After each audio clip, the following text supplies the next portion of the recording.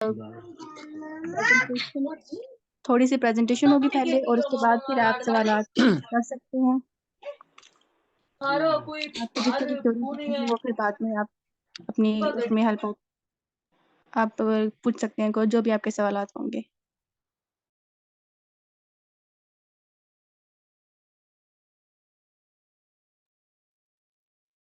Thank you very much, Savera.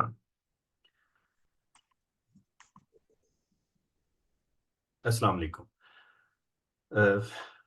Thanks a lot participant जिन्होंने join किया है और वो ये चाहते हैं कि आप लोग अपने मास्टर या बैचलर के बाद अपना जो है वो एडमिशन किसी फॉरेन कंट्रीज़ में सिक्योर करें। तो हम एज़ यूजुअली जैसे मैथमेटिक्स मीडिया पर सेशन करते हैं, डिफरेंट कोर्सेज़ का भी बताते हैं आप लोगों को, डिफरेंट आप लोगों को सेमिनार्स का भी बताते हैं कि आप लोग अपनी सीवी किस तरीके से इम्प्रूव कर सकते हैं। तो उसी जो है हिसाब से हमने आज का जो सेमिनार रखा है, ताकि यहाँ पर हम कुछ एप्लीकेशन प्रोसेस के बारे में बता दें और एट द एंड आप लोगों से क्वेरीज पूछ लें, जो आप लोगों के क्वेश्चंस हैं उनके भी आप लोगों को आंसर दे दें। तो मैं आपके साथ स्क्रीन शेयर करता हूँ, कुछ मैंने स्लाइड्स तैयार की हैं इसके हवाले से।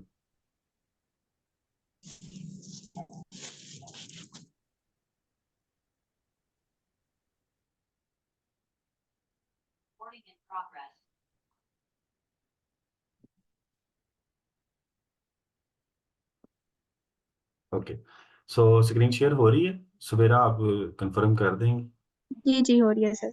Okay, so first of all मैं आप लोगों को कुछ अपना इंट्रोडक्शन करा देता हूँ। I am Jawad Ali, PhD student at University of Bologna Italy and Sorbonne University Paris France.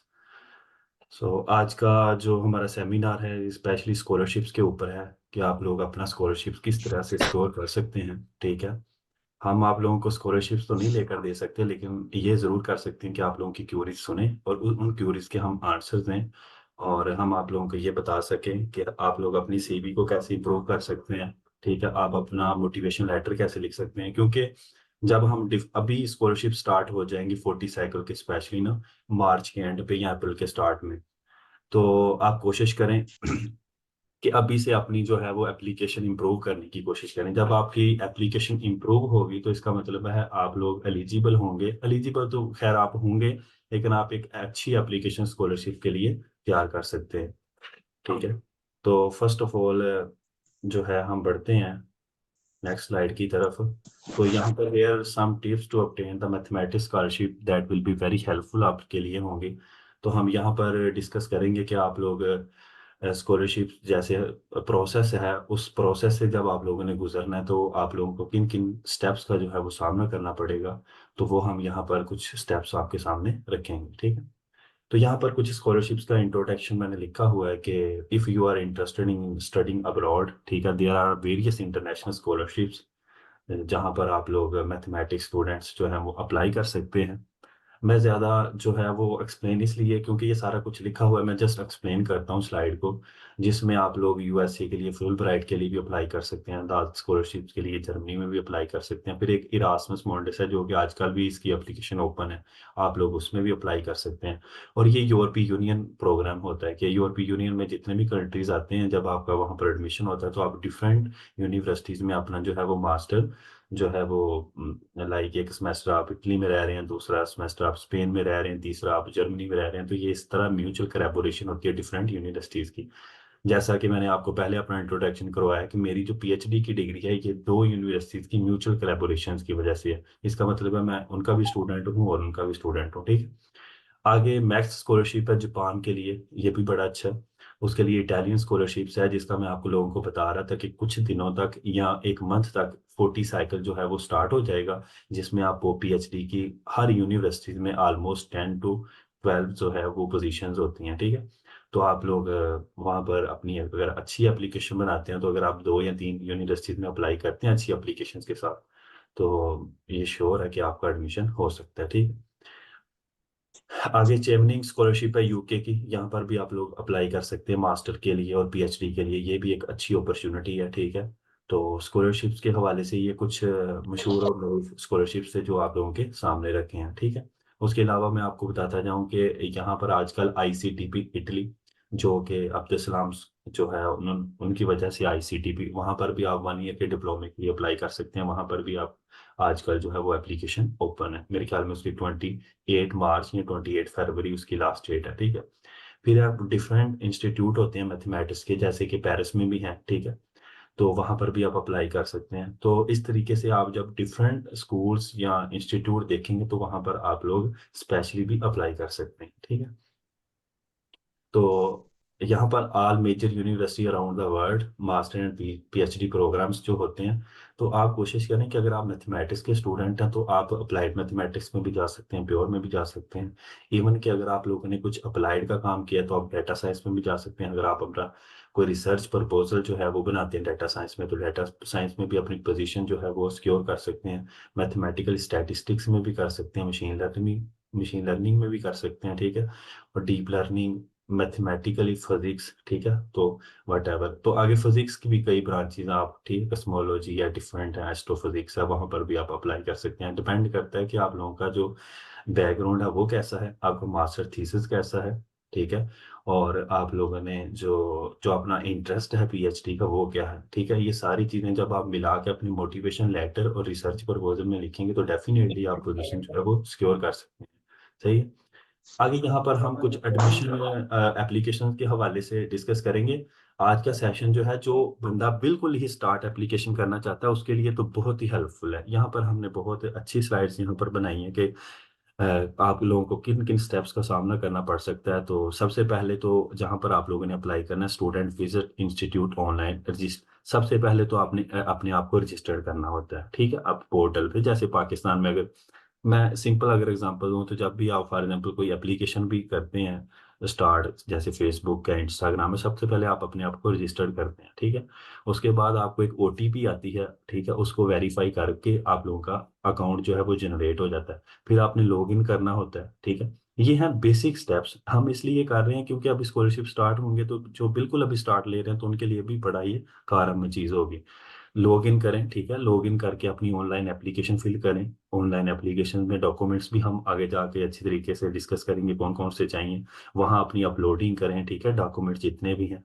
फिर अपनी ऑनलाइन रजिस्ट्रेशन फीस जो कुछ यूनिवर्सिटीज में होती है, €5 या $10 या जितनी ये फीस है, तो इसका मतलब है कुछ भी हो सकती है, तो वो आप पे करें, ठीक है। उसके बाद आप जो इंस्टीट्यूट जहाँ पर आपने अप्लाई किया, फॉर एग्जाम्पल आपने अप्लाई किया है यूनिवर्सिटी पेरिस में, तो वहाँ पर आपकी एप्लीकेशन पहुँच जाएगी, ठीक है। फिर उसके बाद आपकी मेरिट लिस्ट लगेगी, आपका इंटरव्यू वगैरह होगा, ठीक है। मेरिट लिस्ट लग जाएगी, आपका फाइनल एडमिशन हो जाएगा और आप at the end enrolment fees pay करेंगे। तो यू इसका मतलब है यहाँ तक आपने स्टार्ट कहाँ से लिया था, आपने अप्लाई से, और आप पहुँच गए अपने एडमिशन सिक्योर तक।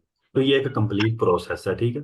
तो अगर ये कंप्लीट प्रोसेस का आपको पता है, बकाया जो इसके अंदर चीज़ें आती हैं डॉक्यूमेंट की, वो भी हम डिस्कस करते हैं। तो अगर तो आप लोगों के इन स्टेप्स का पता है तो ये कोई इतना मुश्किल काम नहीं है, आप लोग कोई भी स्कॉलरशिप जो है उसके लिए अप्लाई कर सकते हैं, ठीक है। उसके बाद कुछ हम रिक्वायर्ड डॉक्यूमेंट्स की बात करेंगे, ठीक है। तो रिक्वायर्ड डॉक्यूमेंट्स जो हैं वो, अगर आप चाहते हैं कि आपके डॉक्यूमेंट्स अच्छे हों, ठीक है, अप्लाई करने के हवाले से, तो उसके हवाले से सबसे पहले तो मैंने यहाँ पर लिखा हुआ है सीवी के बारे में, ठीक है, कि आप लोगों के पास सीवी होनी चाहिए, ठीक है। और उसके लिए अगर तो इरास्मस मोल्डस या यूरोप वाली साइड में अप्लाई करते हो तो मैं आप लोगों को रिकमेंड करूंगा कि आप लोग यूरोपास की सीवी बनाएं, ठीक है। अदरवाइज ओवरलीफ मैथमेट, अभी हमने सेशन किया था पिछले दिनों में एक छोटा सा कोर्स ओवरलीफ पर, कि आप लोग ओवरलीफ को सीखें। वहाँ पर भी बहुत ज़्यादा इसके टेम्पलेट पड़े होते हैं, तो कोई भी टेम्पलेट उठाएं अच्छा सा, उसमें डाटा किसी एक खास तरतीब से डालें तो आपकी एक अच्छी सीवी बन सकती है। मैं आपको लोगों को एट द एंड एक अच्छी सीवी जो है वो भी अच्छी नहीं, लेकिन रिकमेंड हमारी तरफ से, वो मैं शो करवाऊंगा कि वो कैसी है, ठीक है। उसके बाद आता है लेटर ऑफ मोटिवेशन, ठीक है। आप लोगों का मोटिवेशन लेटर होना चाहिए, ठीक है। इसका भी हम आंसर एट द एंड देते हैं कि लेटर ऑफ मोटिवेशन क्या है और ये किस तरीके का होना चाहिए। इवन के letter of motivation, cover page और एसओपी, इन तीनों में फर्क है, लेकिन ऑलमोस्ट चीजें जो हैं, ठीक है, वो तकरीबन ओवरलैप करती हैं, ठीक है। तो कुछ यूनिवर्सिटीज ने लेटर ऑफ मोटिवेशन मांगा होता है, किसी ने कवर पेज मांगा होता है, और किसी ने एसओपीज मांगी होती है, स्टेटमेंट ऑफ पर्पस। तो बाज़ औक़ात आप कहीं पर जब आप अप्लाई कर रहे होंगे, तो फिर बाज़ औक़ात यूनिवर्सिटी वाले ये तीनों भी माँग लेते हैं, तो आप लोगों को इनके डिफरेंसेस का भी पता होना चाहिए, ठीक है? क्योंकि ये हमारे तक क्वेश्चंस मतलब पहुँचते हैं, तो हम कोशिश करते हैं जो हमारे तक क्वेश्चंस पहुँचे, हम उनके आंसर दें। थर्ड नंबर पे आता है लेटर ऑफ रिकमेंडेशन। वो लोग पूछते हैं कि लेटर ऑफ रिकमेंडेशंस के लिए हम टीचर्स को कहते हैं और वो अपलोड नहीं करते। भाई मेन चीज़ ये है कि जब आप अपने टीचर्स को कहते हैं, तो टीचर्स के पास तो एक लेटर ऑफ रिकमेंडेशन पड़ा है, ठीक है? और एक टीचर का एक स्टूडेंट तो नहीं होता, एक टीचर के तो हज़ारों स्टूडेंट होते हैं, और एक टीचर के एक स्टूडेंट ने तो स्कॉलरशिप अप्लाई नहीं करना, उसके हज़ारों स्टूडेंट्स ने जो है वो अप्लाई करना है। तो उसके पास इतना टाइम नहीं है, स्पेशली इन पाकिस्तान, कि वो हर किसी के लिए, क्योंकि पाकिस्तान में तो हर बंदा स्कॉलरशिप के लिए अप्लाई करता है फॉर्म में, तो वो उसके पास भी, वो भी अपनी जगह पे सच्चा है, तो मैं वो उसके मतलब 100 लेटर ऑफ रिकमेंडेशन तो वो नहीं लिख सकता एक दिन में। तो कोशिश करें कि उनसे आप परमिशन ले लें, लेटर ऑफ रिकमेंडेशन खुद लिखें, ठीक है? जब आप लेटर ऑफ रिकमेंडेशन लिख रहे होते हैं, तो कोशिश करें कि उसमें इस तरह की चीज़ें लिखें कि जो आपकी एकेडमिक और आपकी रिसर्च के हवाले से किसी इंस्टीट्यूट को जो है आपका letter of recommendation like attract करे। लाइक ये ना हो कि फॉर एग्ज़ाम्पल अगर मैं मिसाल के तौर पे, ये पहले भी हम बातें कर चुके हैं कि अगर फॉर एग्ज़ाम्पल मेरा नाम जवाद अली है, तो वहाँ लिखा हो जवाद अली ने है, ये एमफ़िल का स्टूडेंट है, इसका रोल नंबर ये है, ठीक है? ये मैं इसको इतने साल से जानता हूँ, ठीक है? वो तो चलें, लास्ट बात तो ठीक है कि मैं इतने साल से जाना हूँ, लेकिन बजाय ये बात कहने के कि ये बहुत रेगुलर है, ये क्लास में बहुत अच्छा परफ़ॉर्म करता है, आप उसको बताएँ कि मैं इसको लाइक 2 साल से जान रहा हूँ, ये मेरी अंडर सुपरविजन में काम कर रहा है या इसने मेरे से कोर्स पढ़ा है। कोर्स के दौरान में हमने कुछ पेपर्स डिस्कस किए थे इस कोर्स के रिलेटेड। मैं आपको अगर एग्ज़ाम्पल के तौर पे समझाऊँ कि न्यूमेरिकल एनालिसिस, ठीक है? तो न्यूमेरिकल एनालिसिस में काफ़ी तकनीक्स होती हैं, ठीक है? एल्गोरिदम्स होते हैं, तो हमने उन पेपर्स को डिस्कस किया था। तो इसने उन पेपर्स को एक्सटेंड करने की भी कोशिश की, और मुझे लगता है कि इसमें एबिलिटीज़ हैं, जो है वो एक एक्जिस्टिंग मटीरियल पढ़ के जो है वो न्यू डाटा की तरफ जाने में इसमें एबिलिटीज़ हैं। तो इसने इस पे काम किया और ये काम काफ़ी अच्छा था। मैं इसको रिकमेंड करता हूँ पीएचडी के लिए कि ये इंतखाब इसका जो यूनिवर्सिटी का वो भी अच्छा है और सुपरवाइज़र भी अच्छा है। तो मज़ीद अगर आपको कुछ इसके बारे में पूछना है, तो वो मेरी ईमेल पे, अब लोगों ने लेटर ऑफ रिकमेंडेशंस के नीचे प्रोफेसर्स की बहुत डिटेल लिखी होती है, उसका व्हाट्सएप नंबर, उसका नंबर, भाई ये ज़रूरत ही नहीं है, आप उसकी ईमेल करें, ठीक है? जो इंटरनेशनल लोग अप्रोच करते हैं, वो सिर्फ़ ईमेल से करते हैं, ठीक है? तो ये जो नंबर आप लोग शेयर करते हैं, इससे भी ज़रा बचें, ठीक है? जो आप अपनी सीवी पे भी व्हाट्सएप लगा रहे होते हैं, हर जगह पे लगा रहे होते हैं, ठीक है? तो ये चीज़ें ऑफ़िशियल में चीज़ें नहीं आती, तो कोशिश करें इन चीज़ों से आप बचें तो बेहतर है। आगे रिसर्च प्रपोज़ल है, ठीक है? रिसर्च प्रपोज़ल ये है कि आप लोग मिसाल के तौर पे जब आप पीएचडी पोज़ीशन के लिए अप्लाई करते हैं, जैसे कि लास्ट टाइम यहाँ सीसा में, इटली में कुछ पोज़ीशंस आई थी पीएचडी की, तो वहाँ उन्होंने डिफरेंट टॉपिक्स में, जैसे आजकल भी शायद आप लोग जानते होंगे कि मैथमेटिक्स पता प्रोफ़ेशन, ही है पाकिस्तान की army.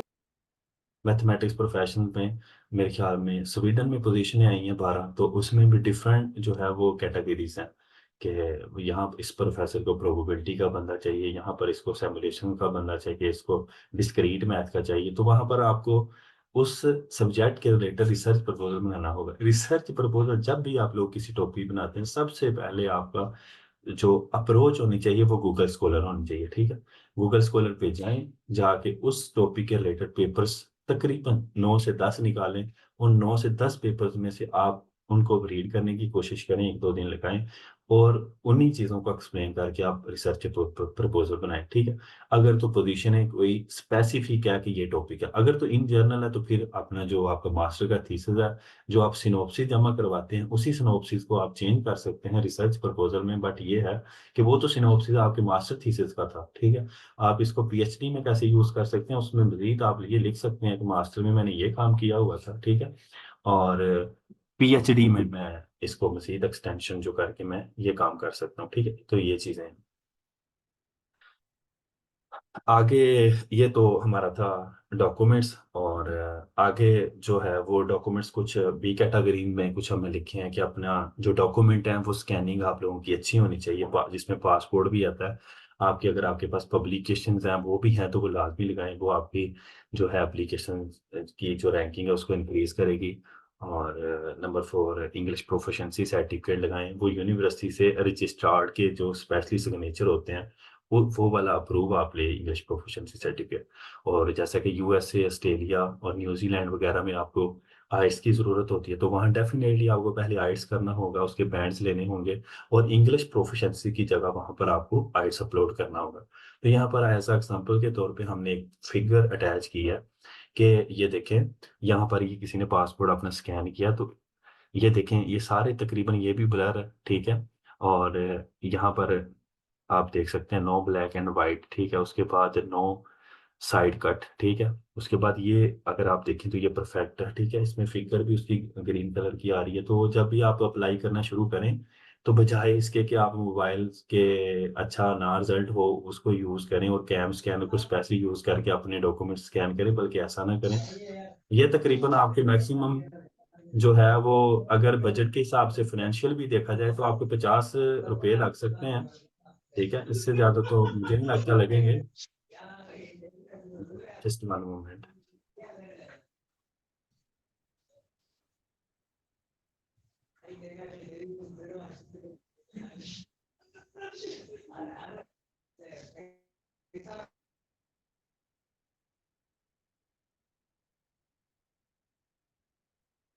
Just one minute. Okay.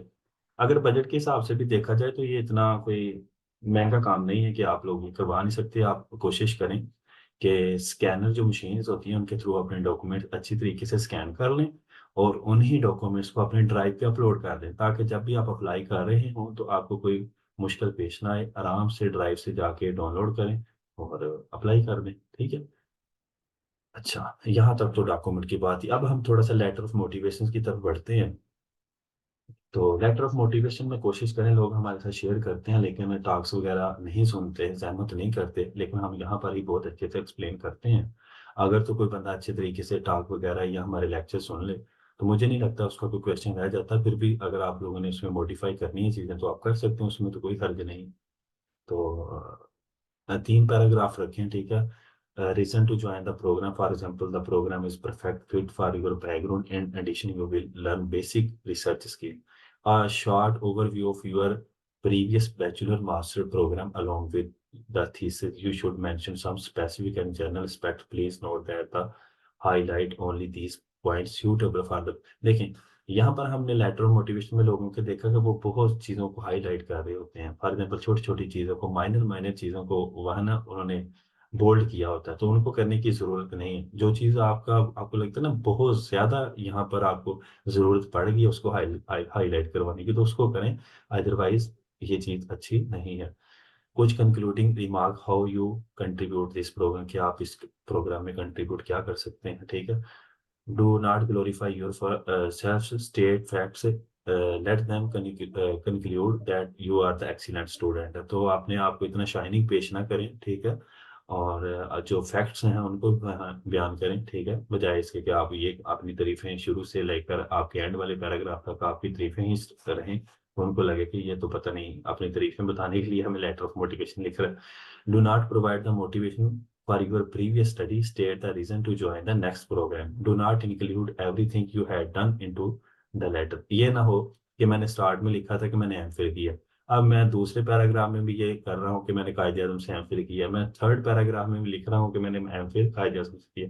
तो एक चीज़ों को रिपीट ना करें, छोटा रखें, एज अ समरी के तौर पर रखें, और वो जो है वो वाजिया हो आप लोगों की चीज़ें ना। The letter should be customise for the position.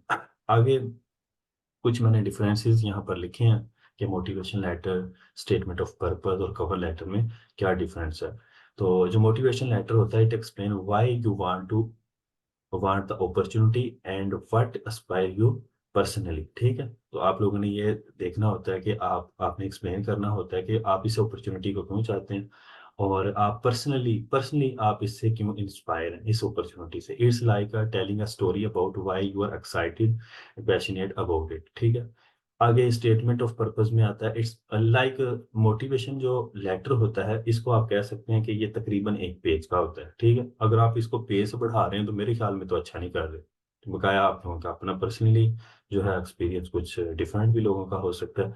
आगे स्टेटमेंट ऑफ पर्पस तो 2 पेजेस का भी हो सकता है, कवर लेटर भी 2 पेजेस का हो सकता है। It's more about your academic, ठीक है। इसमें थोड़ा सा एकेडमिक आप बता सकते हैं कि आपने बैचलर कहाँ से किया था, ठीक है, आपने अपना मास्टर कहाँ से किया था, एंड प्रोफेशनल बैकग्राउंड भी आप बता सकते हैं कि अगर आपने कोई टीचिंग वगैरह भी की है तो it explain what you have done so far and why you are interested in the opportunity. बकाया चीज वही आ गई, मैंने आप लोगों को बताया था कुछ चीजें इसमें ओवरलैप करती हैं।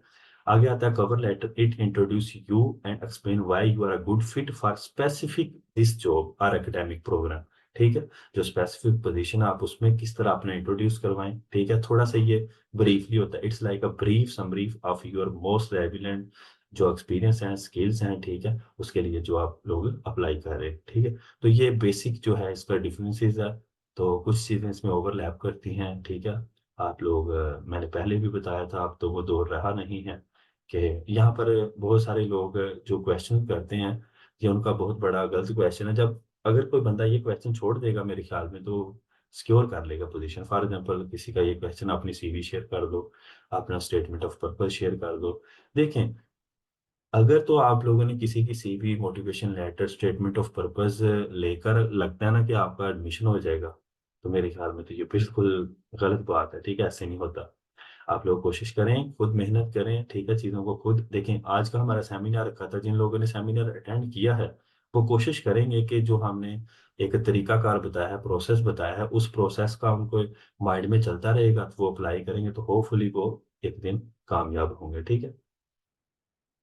आगे रिसर्च प्रपोजल के बारे में तो मैं पहले बात कर दी थी कि क्या है, ठीक है। आप लोग गूगल स्कॉलर पे जाएं, you should have a research proposal to apply for a PhD programme.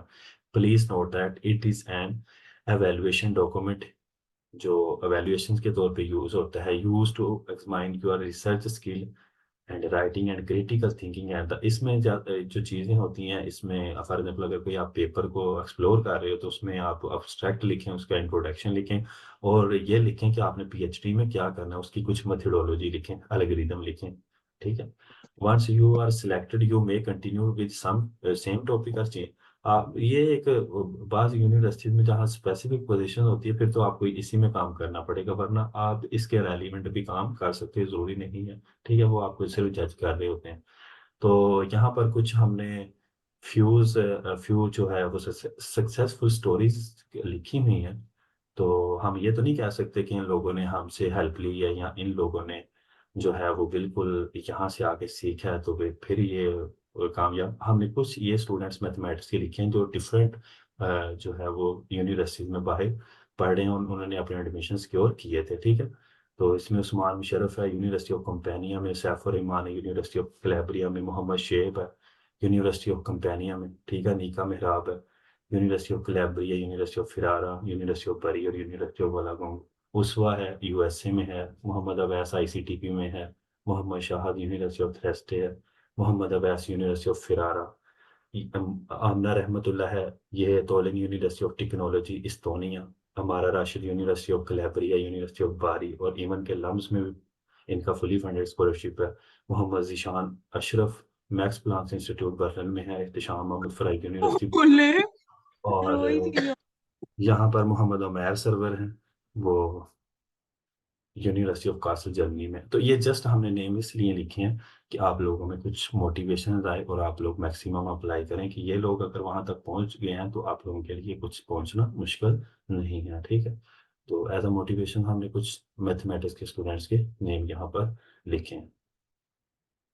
Okay, thank you very much. आप लोगों ने इसको बड़ा तवज्जो के साथ सुना होगा, मैं उम्मीद कर सकता हूँ कि आप लोगों ने अच्छे तरीके से इन चीज़ों को, तो ये बड़ी एक शॉर्ट प्रेजेंटेशन थी और कोशिश की है कि एक थोड़े वक्त में सारी चीज़ों को एक्सप्लेन किया जाए। लेकिन हम कोशिश ज़्यादा करते हैं कि जब इस तरह के सेशंस हैं, सेमिनार्स होते हैं, तो हम कोशिश करते हैं कि मैक्सिमम लोगों की क्वेश्चंस ली जाए, ताकि अगर उनके माइंड में कोई क्वेश्चन है तो उनका कोई क्वेश्चन हम पूछ लें, ठीक है। तो अगर किसी के माइंड में कोई क्वेश्चन है तो वो हमसे पूछ सकता है, फिर हम उसका आंसर दे सकते हैं, ठीक है।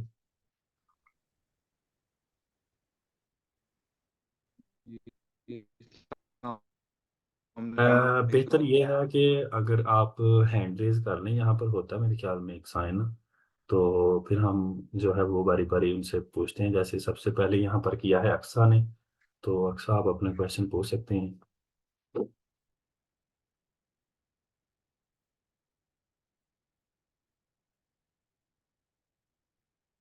अक्सा।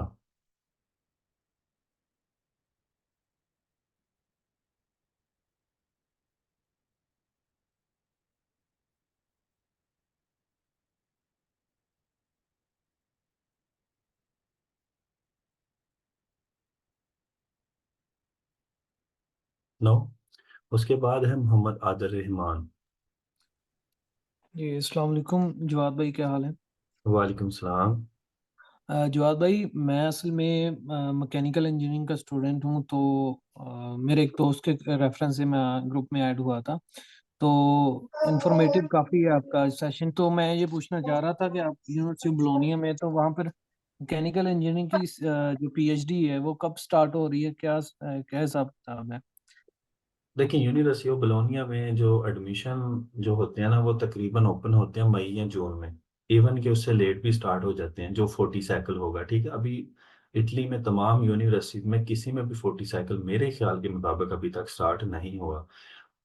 और ये स्टार्ट होंगे अप्रैल में और ये चलेंगे तकरीबन अक्टूबर तक चलेंगे। तो अब यहाँ से अप्रैल से लेकर अक्टूबर के बिटवीन कभी भी एप्लीकेशन इसकी ओपन हो सकती है। ठीक है। ठीक है। और ये पूछना था कि पीएचडी के लिए एडमिशन लेने के लिए लाजमी है कि एमएससी कंप्लीट हो? क्योंकि मेरा कोर्स वर्क कंप्लीट हो चुका है, थीसिस इन प्रोसेस है। तो इस थीसिस के दौरान भी मैं अप्लाई कर हाँ, सकता हूँ, या कोई एमएससी इशू नहीं है। कंप्लीट होनी चाहिए? मैक्सिमम मैक्सिमम जो लोग हैं वो तकरीबन मास्टर का अपना थर्ड या फोर्थ सेमेस्टर चल रहा होता है तो तब भी अप्लाई करते हैं और तब भी पोजीशन सिक्योर करते हैं। तो कोशिश करें कि अगर आप इतनी एलिजिबल हैं, इतना अप्लाई कर सकते हैं, तो मेरे ख्याल में तो कोई हर्ज नहीं है, क्योंकि जब तक आपका एडमिशन प्रोसेस कंप्लीट होता है तब तक आपका मास्टर जो है वो कंप्लीट हो जाता है। सो नो, मेरे ख्याल में कोई इशू नहीं। और एक और चीज़ मैं ऐड कर दूं, एप्लीकेशन में ये चीज़ वाज़ह लिखी होती है कि आपका थीसिस इस डेट तक जो है वो कंप्लीट होना चाहिए डिग्री। अगर तो तब तक आप कर सकते हैं, मेरे ख्याल में अप्लाई कर सकते हैं, कोई हर्ज नहीं।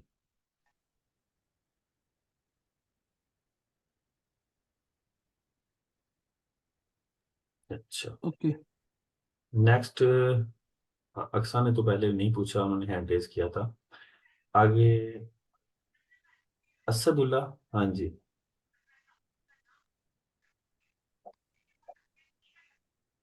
हाँ जी, असद अस्सलाम भाई। अस्सलाम वालेकुम।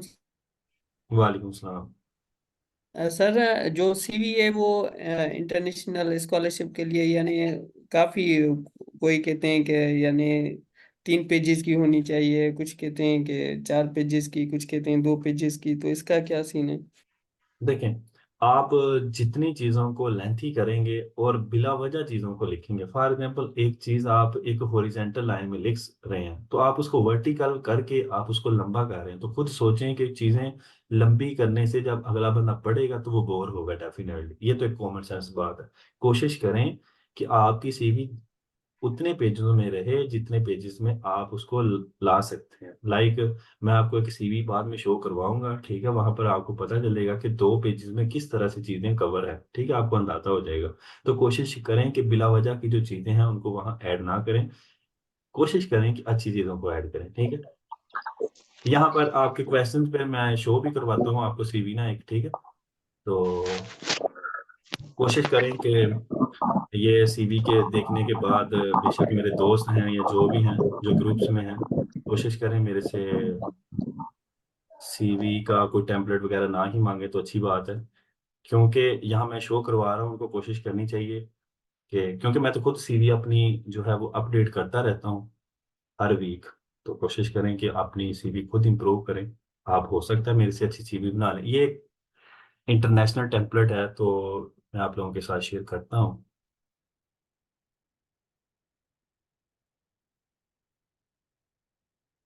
Just one.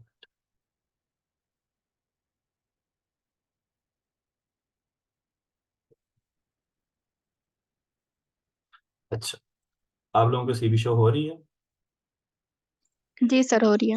हम्म। ये देखें, यहाँ पर आप देखें कितना शॉर्ट मैंने लिखा हुआ है कि यहाँ पर छोटी सी डिटेल में मैंने अपना बता दिया। कुछ लोग यहाँ पर लिखते हैं कि आप लोग जी मेल हैं, ठीक है, और फिर उसके बाद आप लोग काफ़ी कुछ लिख रहे होते हैं कि हम पाकिस्तान से हैं, ये वो। तो यहाँ पर मैंने चीज़ें लिख दी हैं, birth place and birthday Pakistan, बात खत्म होगी, डेट ऑफ बर्थ वगैरह जो है वो लिख दी हुई है, ठीक है।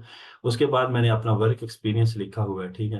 तो अगर किसी का ज़्यादा तो वो ज़्यादा लिख दे। मैंने लिखा हुआ है कि मैंने एस्पायर कॉलेज में पढ़ाया। फिर उसके बाद मैंने अपनी एजुकेशन के बारे में लिखा कि मेरी पीएचडी जो है वो यूनिवर्सिटी ऑफ बोलोनिया से है, ठीक है। इस पैराग्राफ में मैं तकरीबन सारी चीज़ें डिस्कस कर दी हैं कि मेरा सुपरवाइजर कौन है, को सुपरवाइजर कौन है, और मैं डबल डिग्री प्रोग्राम है यूनिवर्सिटी ऑफ बोलोनिया से एंड सोरबोनी यूनिवर्सिटी फ्रांस से। तो मैंने सारी चीज़ें ऑलमोस्ट कवर कर दी, ठीक है। आगे देखिए, मैंने मास्टर डिग्री का लिखा हुआ है कि मैंने बर्लिन से टोपोलॉजी 1 2 3 पढ़ी हुई है, प्रोफेसर पेवल। उसका मैंने लिंक भी दिया ताकि कोई क्लिक करे तो वहाँ जाए जहाँ पर मैं कहीं सीवी दे रहा हूँ, और उसको ईमेल करके वो पूछ सकता है, ठीक है। आगे मैंने मास्टर डिग्री की हुई है कहाँ से, कायदे आजम से। उसके मैंने कोर्सेज भी लिख दिए, थीसिस का टाइटल भी लिख दिया, इवन कि मैंने अपनी सीजीपीए भी लिख दिया, ग्रेजुएशन डेट भी लिख दिया, और अपना सुपरवाइजर भी लिख दिया। किसी को कोई डाउट है, इंटरनेशनल जब जमा करवाते हैं, डेफिनेटली प्रोफेसर विकास पे क्लिक करेगा तो वो वहाँ पे पहुंच जाएगा। आगे बैचलर डिग्री में मैंने कोर्सेज का भी लिख दिया, ग्रेजुएशन डेट भी लिख दिया, और अपना ग्रेड भी लिख दिया, ठीक है। तो ये देखें, मैंने छोटे से पैराग्राफ्स में अपने वर्क एक्सपीरियंस भी लिख दिया, और ये भी। आगे कंप्यूटर स्किल्स में जो है वो मैंने इतनी चीज़ों में मैंने अपना मैटलैब, मैथमेटिका, और कुछ मुझे लैटिस का पता है, पाइथन का बेसिक पता है। फिर मैंने मैटलैब जो हकीकतें हैं वो लिखी हुई हैं, ठीक है। ये नहीं है कि अपने को बहुत। आगे ऑनर्स एंड अवार्ड में मैंने लिखा हुआ है कि अब ये तो बहुत पुरानी चीज़ है, पीएम लैपटॉप वाली, मैं इसको रिमूव करूंगा वक्त के साथ साथ, ठीक है। मतलब अपने आप को वक्त के साथ साथ आपको इम्प्रूव करें, जब तक नहीं है तब तक यूज करें। गोल्ड मेडल मेरा वाकई एक ऑनर है। तो ये पीएम लैपटॉप वाला तो कोई इतना खास नहीं है। ये बाहर के मुल्कों में अगर आप ये चीजें बताएंगे तो वो आपको इतना कुछ समझेंगे नहीं, ठीक है। तो इम्प्रूव करें। आगे आता है इंटरनेशनल मैथमेटिक्स मास्टर, मैंने कोर्स सिंगल अटेंड किया था, ठीक है। आईएमएम आईसीटीपी में मैंने वो लिखा हुआ है, ठीक है। ये पॉजिटिव पॉइंट है। कुछ मैंने अपनी पब्लिकेशंस लिखी हुई हैं, ठीक है। उसके बाद मैंने सिलेक्टेड टॉक्स एंड स्कूल लिखे हुए हैं। मैंने एक ऑर्गेनाइज करवाई हुई है international conference sub Riemannian geometry harmonic analysis पे बोलोनी इटली में, ठीक है। फिर मैंने पार्टिसिपेट किया हुआ है यूनिवर्सिटी ऑफ पीसा में जाके, ठीक है। तो ये आहिस्ता आहिस्ता मैं इंप्रूव कर रहा हूँ। आईसीटीपी में मैंने ये स्कूल अटेंड किया हुआ है, ये सीम्पा।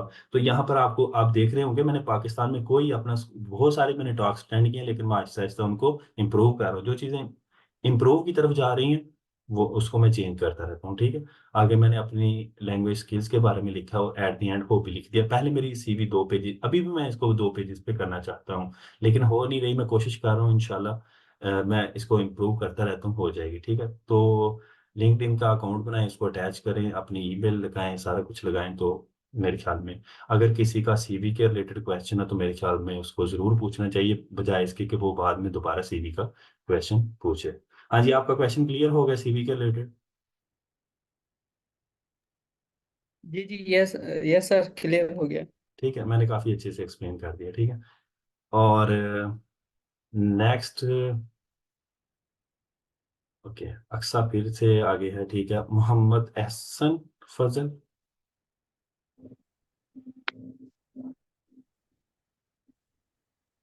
हेलो, अस्सलाम वालेकुम जवाद भाई, कैसे हैं? वालेकुम सलाम।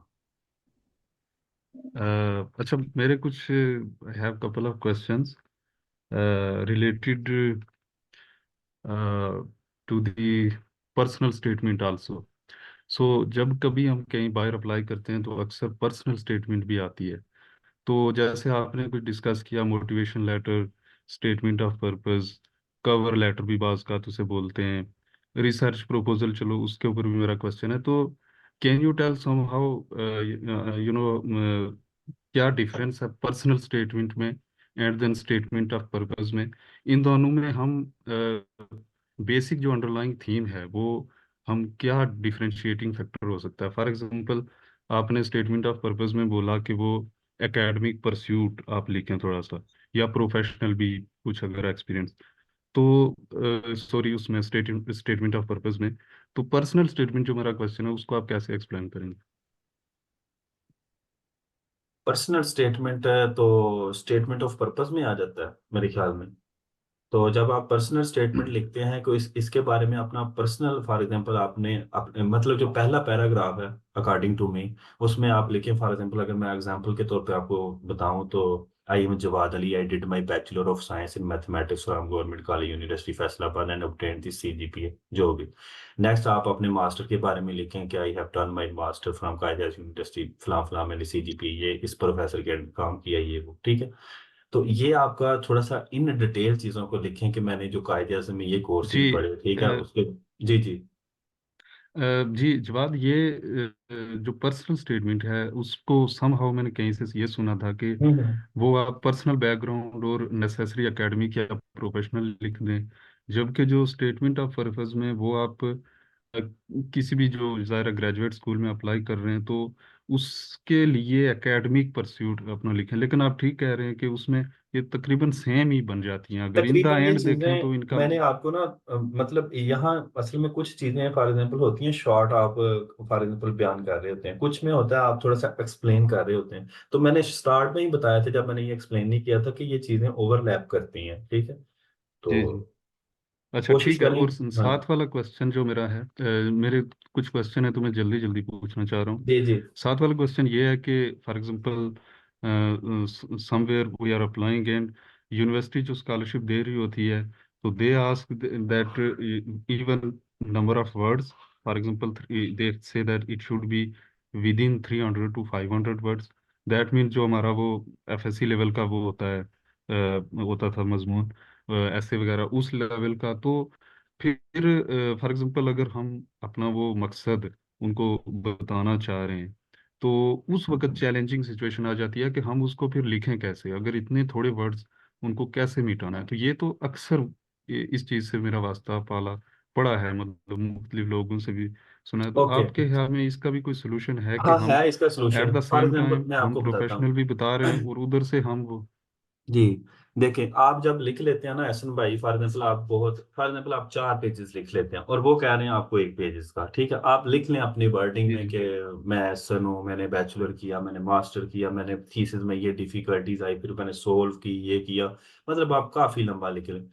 फिर उन्हीं चीज़ों को मैं आपको बताता हूँ, क्योंकि चैट जीपीटी आजकल आई है, आप आराम से उसको चैट जीपीटी को कहें कि आपने मुझे, ये बहुत बहुत लंबा है, ठीक है, आप इसको शॉर्ट करके मुझे सिर्फ 1 पेज का चाहिए, ठीक है, और इतने वर्ड्स का चाहिए, क्योंकि जी जी मैं एक स्पेसिफिक पोजीशन में अप्लाई कर रहा हूँ और फलां यूनिवर्सिटी में अप्लाई कर रहा हूँ और ये इनकी रिक्वायरमेंट है।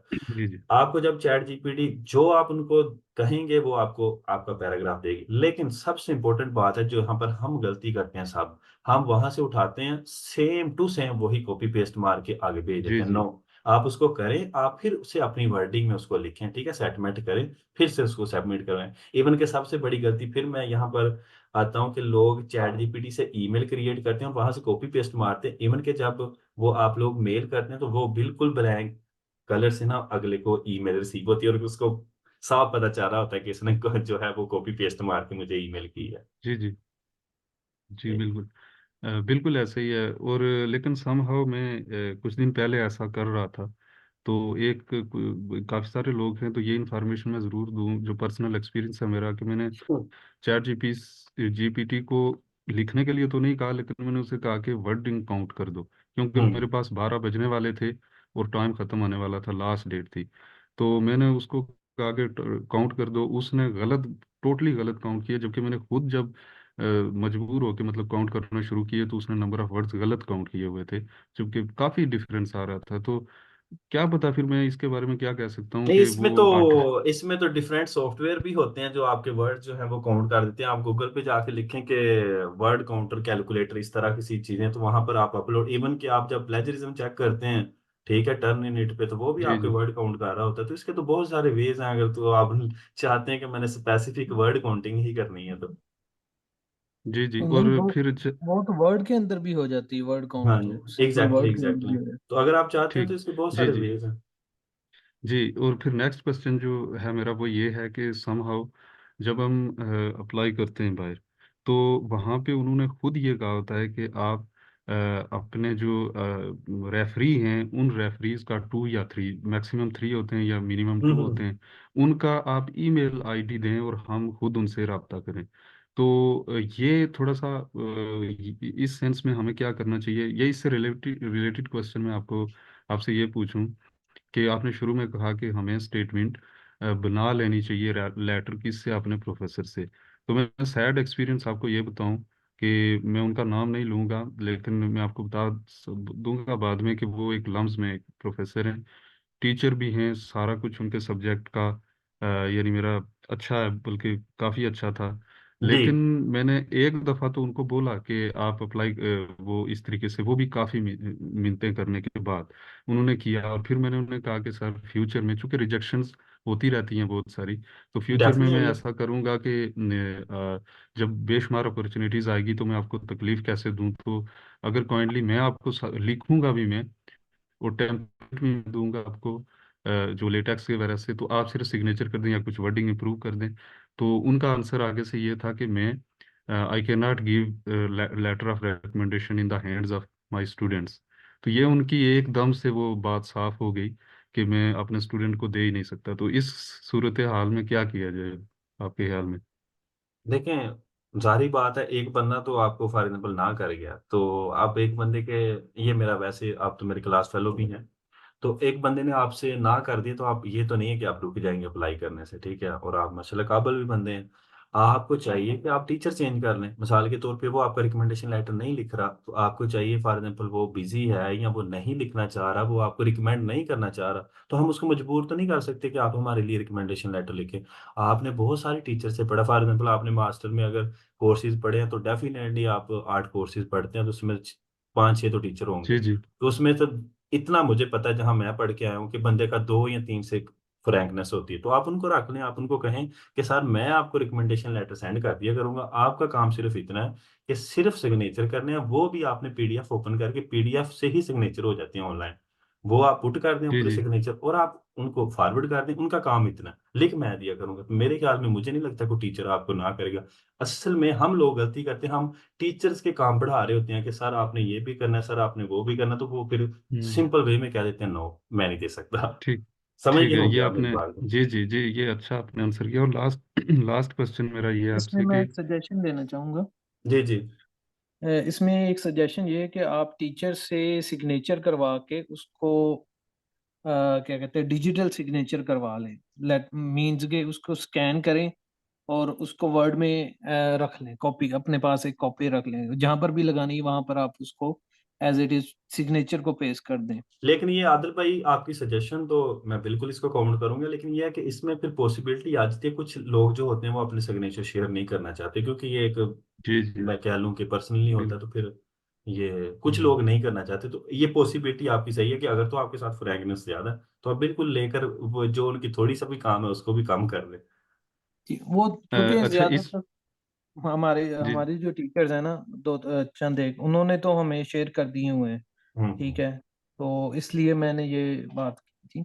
हाँ। तो एक्चुअली उन्होंने इसमें ये है हमारे ना साथ कि शेयर आपको किए सिग्नेचर। उस बंदे से सिग्नेचर भी, प्रोफेसर में से मान लीजिए जैसे जवाद भाई आपने कहा 8 प्रोफेसर हैं, तो सबसे ज्यादा जिसकी सीवी, खुद प्रोफेसर की सीवी मजबूत होगी ना, स्ट्रांग होगी या वैल्यूएबल, उससे फिर आपको करवाना है ना। और वही जब हाँ नखरे जी, करेगा तो ये जरूर एग्जैक्टली प्रॉब्लमेटिक है। और अभी मैंने जवाद भाई, क्वेश्चंस सुनने के बाद मैंने आप लोगों को सीवी इंप्रूव करने का भी तरीका बताऊंगा। आज मैंने कुछ चीजें बतानी है जिससे आप लोग अपनी सीवी इंप्रूव बहुत अच्छे तरीके से कर सकते हैं। ये बहुत क्वेश्चन आता है, वो भी हम इंशाल्लाह डिस्कस करते हैं।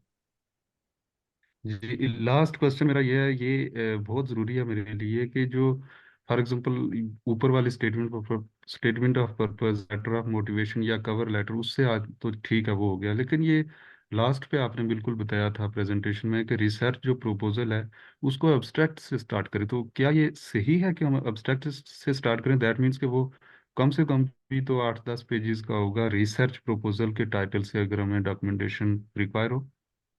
रिसर्च प्रपोजल बिल्कुल सेम वैसे है जैसे आप एक सिनॉप्सिस लिखते हैं। आप उनको एक आइडिया दे रहे हैं कि भाई ये मेरे पास एक आइडिया है, हम इस आइडिया पे काम करेंगे, ये वाला एल्गोरिदम लगाएंगे। फिर उसमें आप ये भी समहाउ कह सकते हैं कि आपके ये रिजल्ट्स एक्सपेक्टेड हैं कि ये आ सकते हैं, नहीं भी आ सकते। इसलिए मैंने वहां पर लिखा था कि आप उस जी प्रॉब्लम पे नहीं, काम मैं भी जी स्टार्ट जी। कैसे, स्टार्ट आप अब्स्ट्रैक्ट से ले सकते हैं, कोई इशू नहीं है। स्टार्ट स्टार्ट में पूछ रहा हूँ, एब्स्ट्रैक्ट। हाँ, जारी बात है, जब अच्छा, हम कोई एडिंग पेपर पढ़, एब्स्ट्रैक्ट हाँ। से ले सकते हैं। हाँ जी, ले सकते हैं, कोई इशू नहीं। जी जी, यही क्वेश्चन था। थैंक यू सो बस मच बहुत जवाद भाई, बहुत थैंक यू। शुक्रिया आपने क्वेश्चन किया और काफी लोगों के इन्हीं बातों से क्वेश्चन जो हैं वो क्लियर हुए होंगे। Thank you very much. आगे है किसी ने अपना नाम रखा हुआ है सैमसंग, चलें वो पूछ लें क्वेश्चन अपना। ओके, अगर नहीं है तो नेक्स्ट बढ़ते हैं मरियम। यस। अस्सलाम वालेकुम सर। जी वालेकुम अस्सलाम सलाम। वालेकुम जवाद भाई। सर मैंने पूछना था कि नो ये नो जो नो नो, आपने जस्ट वन मोमेंट। इकरा साबिर आप ना हैंड रेज कर लें, हम आप पे आते हैं। अभी मरियम को पूछने दें। जी अस्सलाम वालेकुम जवाद भाई। वालेकुम सलाम, चलें आप पूछ लें। जवाद भाई मेरा नाम असद है और मैंने अभी एमएससी कंप्लीट की है जीसी यूनिवर्सिटी फैसलाबाद से ही। ओके। जी। तो जैसे अभी मेरा ना एमएससी में इंटरेस्ट था, ये प्योर में गया था मैं। तो अभी ये जो यूनिवर्सिटीज़ में एडमिशन ओपन होते हैं, तो उसमें जो फ़ील्ड्स आती हैं वो किस तरीके से हम देखें कि भई हमारी फ़ील्ड जिसमें हमारा इंटरेस्ट है वो किस तरीके से हम सर्च करें यूनिवर्सिटी के पोर्टल पे जाके? कहाँ से जाके? जैसे ग्रुप थ्योरी में मुझे इंटरेस्ट, जी जी। यूनिवर्सिटी का जो पोर्टल होता है। देखें, आपने मास्टर किया है तो आप डेफिनेटली यहाँ पर जो सिस्टम है, यहाँ पर आप तो यहाँ मास्टर आपने एमएससी किया तो इट्स मीन कि आपने बैचलर किया, ऐसा ही है। तो आपने आगे मास्टर में एडमिशन लेना, तो मास्टर में तो आपको किसी जी, सुपरवाइजर जी। की ज़रूरत नहीं है। तो आप डिफरेंट यूनिवर्सिटीज़ का देखें, वहाँ पर अगर प्योर मैथमेटिक्स में डिग्री करवा रहे हैं तो वो आपको डिग्री में एडमिशन लेना पड़ेगा। अप्लाइड में है तो अप्लाइड में मतलब कोई स्पेसिफिक नहीं है कि आपको किसी सुपरवाइजर की। लाइक आप कह रहे हैं कि सर्च कैसे करते हैं, तो हम डिफरेंट स्कॉलरशिप जो है वो शेयर करते रहते हैं ग्रुप्स में, उनको देखते रहिएगा और आप भी खुद कोशिश करें कि सिर्फ हम पे ना रहे मैथमेटिक्स मीडिया। ये तो हम जस्ट लोगों की एक क्यूरीज का जवाब देने के लिए। आप डिफरेंट और भी हैं, मैथमेटिक्स प्रोफेशनल हैं, मैथ वॉलंटियर हैं, डिफरेंट ग्रुप्स हैं, पाकिस्तान स्कॉलरशिप लीग है, डिफरेंट जो है वो प्लेटफॉर्म से आप सीखें तो होपफुली आप सक्सेसफुल होंगे। खुद भी फिर आप कोशिश करें। जी, एक चीज़ और भी है कि ये जो आप अभी चूँकि इटली में हैं, तो जैसे आपने भी स्कॉलरशिप्स का बताया, फ़ेसबुक के ऊपर कुछ ग्रुप्स हैं, तो उसमें भी मैं ऐड हूँ। तो उसमें मैं देखता हूँ कि कुछ कहते हैं कि इटली में जो पाकिस्तान से वीज़ा रेश्यो मिलती है, मतलब स्टूडेंट्स को उधर एडमिशन मिल जाता है, लेकिन इधर से उनको वीज़ा अप्रूव नहीं होता उनका। तो इस बारे में ये फिर अगर एडमिशन हो गया, तो इधर से वीज़ा नहीं मिला, तो ये कुछ बता दें इसके बारे में भी कि ये देखें, किस ये तरीके से हम ये एक वीजा प्रोसेसिंग है। वीजा प्रोसेसिंग तो आपका यूएसए में भी एडमिशन हो तो कुछ लोगों का यूएसए में भी रिजेक्ट हो जाता है। और मैं नंबर ऑफ स्टूडेंट्स को जानता हूँ जिनका ऑस्ट्रेलिया में फुली फंडेड पीएचडी में एडमिशन हुआ है लेकिन वीजा नहीं लगा। तो ये डिपेंड करता है कि आपका बाज़ का तो एम्बेसी में इश्यूज चल रहे होते हैं तो बंदे का नहीं होता। तो आप अपना जो है तवक्कल और यकीन अल्लाह पे रखें तो आप एडमिशन लें। तो ये तो बाद की चीज़ें, आपका जो है वो क्या उसे कहते हैं वीजा प्रोसेस। तो यहाँ पर ज़ाहिर बात है, इतने हज़ारों लोग पहुँचे हैं इटली में, तो क्या यहाँ पर प्रोसेस नहीं चल रहा? चल रहा है तो आए हैं। बाज़ औक़ात किसी लोगों के साथ बैड लक भी हो जाती है, तो डोंट वरी, अल्लाह पे यकीन रखें, इंशाल्लाह सब बेहतर होगा। जी, ठीक है? स्टार्ट में आपने ना एक स्लाइड शेयर की थी, उसमें आपने स्कॉलरशिप बताए थे जिसमें एक फुल ब्राइट था, एक इरास्मस था और दाद था। तो इसके बारे में मैंने सर्च किया था, ये आइल्स भी मांगते हैं साथ में। तो डेफ़िनिटली चूंकि आपको। हमने तो एक जैसे विलेज। जी जी जी, जी। जी। जहाँ पर देखें आपकी एलिजिबिलिटी क्राइटेरिया में आपका आइट्स आ रहा है, तो फिर तो आइट्स आपको करना होगा, चाहे आप किसी भी कंट्री से हैं। उन्होंने आपको लिस्ट में लिखा है कि पाकिस्तान में आपने आइट्स करना है और आपको रिक्वायर्ड बैंड जो है, ये मैं एक गेस कह रहा हूँ कि जो लिखा होता है मोस्टली 6.5 है। तो आपको वो करने होंगे तो आप अप्लाई कर सकते हैं, वरना आपकी एप्लीकेशन में अप्लाई करने का तो मेरे ख्याल में कोई मज़ा नहीं है। जी जी ठीक है। सही है। जी नेक्स्ट थैंक यू। जज़ाकल्लाह। नेक्स्ट जो है वो मरियम है, आप क्वेश्चन पूछें। अस्सलाम वालेकुम। सर मेरा एक क्वेश्चन तो ये है कि सीवी के हवाले से है, जैसे आपने अपनी सीवी अभी शेयर की है उसमें आपकी एजुकेशन वाला पेज फर्स्ट पेज था और मेरे ख्याल में एक्सपीरियंस वाला बाद में लिखा हुआ था। तो मैंने आपसे पहले भी अपनी सीवी शेयर की थी, तो मुझे ये पता चला था बाहर जाने के लिए यूके वगैरह साइड पे ना यूरोपास सीवी बनाना ज़रूरी है। तो वो फॉर्मेट मौजूद था नेट पे, मैंने उस पे अपनी सीवी बनाई थी और उसमें मैंने अपना पहले सारा एक्सपीरियंस लिखा था और बाद में एजुकेशन वाला पेज लिखा था। तो मेरे टीचर को भी मैंने दिखाई थी, तो वो कहते थे कि अगर आपने एडमिशन के लिए जाना है तो मेरे ख्याल में कि फर्स्ट पेज आपका ना होना चाहिए आपका एजुकेशन का सारा क्वालिफिकेशन का, और सेकंड पे एक्सपीरियंस वगैरह होना चाहिए आपका। एक इस नहीं, हवाले से भी मुझे बता दूंगा। ये और दूसरा देखें। क्वेश्चन जी जी जी, पूछे। दूसरा क्वेश्चन मेरा ये है कि मैं अभी मेरा एमफिल कंप्लीट हुआ है मैथमेटिक्स में, तो मैं फील्ड चेंज करना चाह रही हूँ, कोई मैनेजमेंट या कंप्यूटर साइड पे कोई रिसर्च बेस्ड डिग्री पे मैं अप्लाई करना चाह रही हूँ। तो क्या मैं कर सकती हूँ? अगर करना चाहूँ तो किस साइड पे जाना चाहिए? ये नंबर वन नंबर वन आपके क्वेश्चन का आंसर है सीवी वाला। सीवी देखें, मैंने अपनी शेयर की है, मैंने आपको ये कहा है कि ये एक अच्छी सीवी है, मतलब मैं ये नहीं कह रहा कि आप यही बनाएं। बकाया दूसरा आपने पूछा था कि उसमें कुछ लोग शुरू में लिखते हैं, कुछ लोग बाद में लिखते हैं, तो ये भी हर्ज नहीं है। लेकिन जो इंटरनेशनल लोग हैं, आप उनके प्रोफेसर की वेबसाइट पे जाके चेक करें, तो उन्होंने जो अपनी सीवी बनाई होती है, तो आप लाजमी देखेंगे कि उन्होंने डिज़ाइन इस तरह से किया होता है कि अपना प्रोफेशनल पहले रखा होता है, फिर से अपनी वो जो है वो अपना एकेडमिक लिखा होता है। बकाया अगर आप अपनी एजुकेशन को ऊपर रख के अपना एकेडमिक नीचे वो प्रोफेशन नीचे, इससे भी कोई मसला नहीं है। लेकिन ये एक मेरी सीवी है, मैं इसको चेंज कर सकता हूँ, आप भी कर सकते हैं। यूरोपास भी सीवी बना सकते हैं। मैंने आपको पहले कहा था कि अगर आप इरास्मस मॉडल्स में अप्लाई कर रहे हैं तो वहाँ ज़रूरी है कि आप यूरोपास बनाएं। तो ये आप पे टोटली आप पे डिपेंड करता है, लेकिन मेरी तरफ से आप लोगों को जो एक सजेशन मेरी तरफ से वो ये है कि अपनी सीवी को बहुत ज़्यादा लंबा ना करें। ठीक है। नंबर टू, आप कह रही हैं कि मैंने अपना जो है वो फील्ड चेंज करना। फील्ड चेंज करना है तो आप किसी से मत पूछिए, जहाँ जाना है आपका इंटरेस्ट है वहाँ आप उसको उठाएं, उसके पेपर्स पढ़ें, उसकी मोटिवेशन बनाएं कि मेरी ये मोटिवेशन क्यों बनी, मैंने ये पेपर पढ़े, इससे मेरी मोटिवेशन आई। ठीक है, डिफरेंट चीज़ें। और उसके बाद आप लिखें कि ये मैं क्यों यहाँ से फॉर एग्जाम्पल आप एक अलजबरा से जाना चाह रही हैं कॉस्मोलॉजी में, बताएं उनको भी कॉस्मोलॉजी में क्यों जाना चाह रही हैं। उनको बताएं मैंने फलां पेपर रीड आउट किए हैं, मेरा इंटरेस्ट डेवलप हुआ है, मैंने मास्टर में इसके रिलेटेड कुछ कोर्सेज पढ़े थे, दैट इज़ वाई। अगर तो आपके पास मोटिवेशन है तो you can change your field. मेरा खुद अपना मास्टर में जो है वो कुछ और थीसिस था, लेकिन मेरी पीएचडी ज्योमेट्री में है, तो कर सकते हैं, कोई मसला नहीं। ओके सर, ठीक है। Thank you. एक क्वेश्चन और है मेरा लास्ट, इसी के लिए ये मेरा क्वेश्चन है कि अगर आपने यहाँ से पाकिस्तान में 2 इयर्स का बैचलर से बीए किया हुआ बीसीए, मुझे आपकी तो आवाज़ आगे नहीं क्या? आ रही। हेलो। जी, मुझे आपकी आवाज़ नहीं आ रही। जी आवाज आ रही है सर? जी जी, अब आ रही है। सर मेरा क्वेश्चन ये है कि अगर किसी ने बीए या बीएससी किया हुआ है 2 इयर्स का पाकिस्तान से, जी जी। तो बाहर उसके लिए क्या कौन सी डिग्री है जिसमें वो अप्लाई कर सकता है, या उसको बैचलर्स के लिए ही अप्लाई करना पड़ेगा? इसके हवाले से कुछ बता दें। ओके। इस क्वेश्चन से पहले मैं आप लोगों को बता देता हूँ कि अगर मीटिंग खत्म हो जाती है तो आप सेम लिंक से दोबारा ज्वाइन कर सकते हैं, तो आप उसी मीटिंग में आ जाएंगे अगर खत्म होती है तो। अदरवाइज मुझे नहीं लगता खत्म होगी। क्वेश्चन का आंसर यह है कि बैचलर में अगर एडमिशन लेना है, यहाँ यूरोप में लेना है, या आप लोगों ने फॉर एग्जाम्पल लेना है ऑस्ट्रेलिया में, यूएसए में, या वट एवर, यूरोप में जितने कंट्रीज हैं ये तो बैचलर अपनी जुबान में करवाते हैं। फॉर एग्जाम्पल अगर किसी बंदे ने एफएससी की है, वो कहता है कि मैंने बैचलर मैथ में करना है इटली में, उसको इटालियन आनी चाहिए, और इटालियन जुबान सीखने के लिए आपको एक खासा वक्त चाहिए। ठीक है।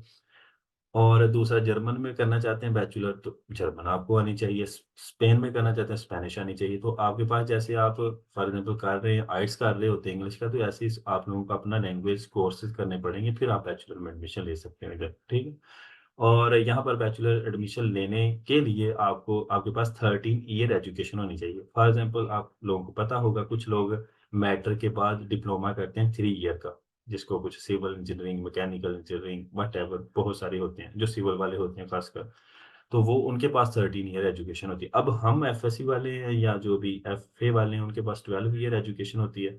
तो फिर क्या होता है कि हमें 1 ईयर किसी और डिप्लोमा वगैरह करना होगा 1 साल का, जिससे हमारी 13 ईयर एजुकेशन जो है वो कंप्लीट हो, देना हम एलिजिबल हो सकते हैं। ठीक है। बकाया आपका एक और क्वेश्चन था जो मैं अंडरस्टैंड किया कि उसने बीए किया, तो उसको देखना होगा कि उसने किस सब्जेक्ट में बीए किया, और उसको अपनी फील्ड के रिलेटेड बीए किया है तो उसकी 14 ईयर एजुकेशन है, तो इट्स मीन के शी और he can apply in bachelor. और फॉर बैचलर उसके पास मस्ट आइट्स होना चाहिए अगर इंग्लिश स्पीकिंग कंट्री में अप्लाई करना। अगर यूरोप में अप्लाई करना तो इनके लैंग्वेज कोर्सेज होने चाहिए। ठीक है। ठीक है। Thank you sir. No problem, welcome. अच्छा, नेक्स्ट है जुनैरा।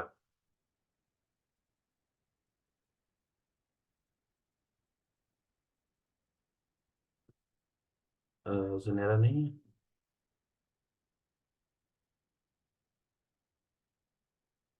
अस्सलाम वालेकुम सर।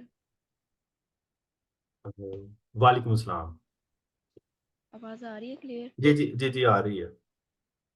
अच्छा सर, मेरा ना एक्चुअली मेरी फील्ड है ज़ूलॉजी और मैंने तो लास्ट ईयर बीएस कंप्लीट किया था, तो अब मैं मास्टर्स के लिए अप्लाई करना चाह रही हूँ। ओके लेकिन मेरी जो बेसिक क्यूरी है वो ये है कि मेरा कोई रिसर्च वर्क या थीसिस वगैरह नहीं है एज सच, तो इस चीज़ की क्या इम्पोर्टेंस है अप्लाई करने ओके। के लिए, या कितने चांसेस मैं सिक्योर कर सकती हूँ? Hmm first of all for master degree you have to improve your CV. ठीक है, मतलब इसमें रिसर्च का आपका कोई तुक नहीं है। मतलब कि अगर फॉर एग्जांपल आप मास्टर में अप्लाई कर रहे हैं ना, तो यहाँ पर रिसर्च अगर ना भी आपकी हो तो कोई मसला नहीं है, क्योंकि हम यहाँ पाकिस्तान में रहते हुए ये सोचते हैं कि हमने बैचलर कर लिया लेकिन हमारे पास रिसर्च नहीं है तो कुछ नहीं है। लेकिन यहाँ पर ये चीज़ है कि आप लोगों की अगर कोर्स वर्क अच्छे तरीके से आपने कंप्लीट किया है तो आप मास्टर की तरफ बढ़े। अगर कोर्सेज अच्छी तरीके से नहीं किए तो मास्टर की तरफ भी ना बढ़े। सो आपका पहला क्वेश्चन जो था, मतलब जो मेन है, वो ये है कि क्या रिसर्च वर्क जो है वो लाइक मैटर करता है? तो मास्टर के लिए नहीं करता। आप सीवी इंप्रूव करें। सीवी इंप्रूव करने के मैंने सीवी भी शेयर की है आप लोगों के सामने कि किस तरीके से बनाएं। उस तरीके से अपनी चीज़ें सारी अटैच करें। ठीक है, फिर डिफरेंट आपने देखें कि मास्टर के लिए जैसे आपने ज़ूलॉजी किया हुआ है, तो आप देखें कि दुनिया में ज़ूलॉजी के कहाँ कहाँ अच्छे इंस्टीट्यूट हैं। ठीक है, वहाँ पर आप देखें, उनकी डेडलाइंस चेक करें। ठीक है, वहाँ डेडलाइंस चेक करने के बाद उन यूनिवर्सिटीज में आप मास्टर के लिए अप्लाई करें। ठीक है, तो बकाया वक़्त ज़ाया नहीं करना चाहिए। जो लोग फॉर एग्ज़ाम्पल मास्टर के लिए अप्लाई ढूँढते रहते हैं, लेकिन वो पाकिस्तान में एडमिशन नहीं लेते। लेकिन मैं रिकमेंड करता हूँ कि उनको मास्टर पाकिस्तान से करना। जब मैं मास्टर का लफ़्ज़ कहता हूँ तो एमफ़िल, उनको एमफ़िल पाकिस्तान में एडमिशन लेना चाहिए, साथ-साथ अपना प्रोसेस चलाते रहना चाहिए। जैसे ये सीख रहे हैं लोग ना, तो जैसे उनका एडमिशन होता है तो शी या ही कैन लीव दैट, मतलब मास्टर एंड गो टू फलां यूनिवर्सिटी जहाँ पे उसने अप्लाई किया था। ठीक है? और यही मेरे ख्याल में आपका मेन क्वेश्चन था, तो रिसर्च इतनी मैटर नहीं करती।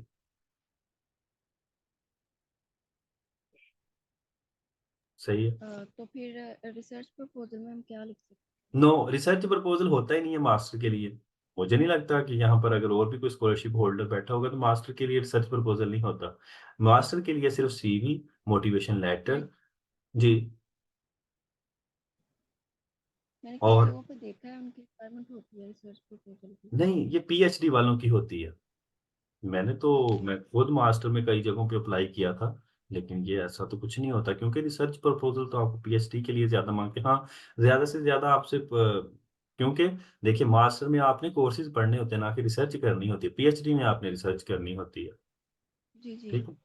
तो फिर उसके लिए रिसर्च प्रपोजल की ज़रूरत नहीं है। जी ठीक है, थैंक यू। ओके, जज़ाकल्लाह, थैंक यू। नेक्स्ट मरियम ने भी क्वेश्चन पूछ लिया था, Wasia Haider, I think so she is from GCUF. अस्सलाम वालेकुम। वालेकुम सलाम। जी, मैं जीसीयूएफ से हूँ, एमओएस मेंबर भी हूँ। जी, जी। मेरा क्वेश्चन ये है कि जैसे हमने पीएचडी स्कॉलरशिप के लिए हमने अप्लाई करना है, तो एमफिल के अगर थर्ड सेमेस्टर में भी हम अप्लाई करें, तो तब तो हमारे पास कोई भी रिसर्च या थीसिस वगैरह कोई भी हमारा नहीं होगा, तो क्या हमारी सीवी अच्छी हो जाएगी?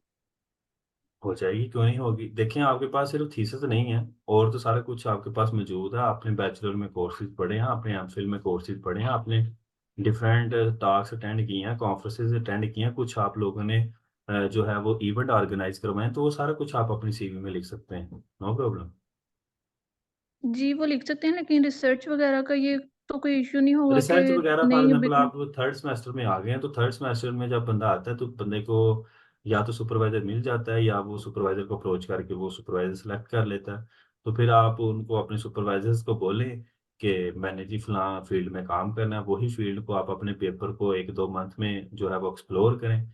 ठीक है, क्योंकि आप लोगों ने 1 और 2 मंथ के अंदर अंदर अपना वो भी तो देना होता है ना, सिनॉप्सिस। जब सिनॉप्सिस क्यों देते हैं? सिनॉप्सिस जी इसीलिए देते हैं कि आप लोगों ने ये वाला थीसिस बनाना है, तो वही आप अपना जो सिनॉप्सिस है उसको क्लियर कट करके, अपना थोड़ा सा क्लियर करके आप उसको रिसर्च प्रपोजल बना सकते हैं। ठीक है, जी ठीक है। लेकिन ये काम थोड़े से और तेजी से हैं। फॉर एग्जांपल अगर आप वाकई इंटरेस्टेड हैं अप्लाई करने में, तो फिर आपको थोड़ा सा लाइक जाग के ज़्यादा थोड़ा सा चुस्त होके काम करने पड़ेंगे। और फिर ये तो नहीं है कि आप वो साल एंड का इंतजार करें कि तब जाके हमारा थीसिस कंप्लीट होगा तो देन हम स्टार्ट करेंगे। आज से स्टार्ट करें ताकि कल को आप लोगों को मुश्किल ना आए।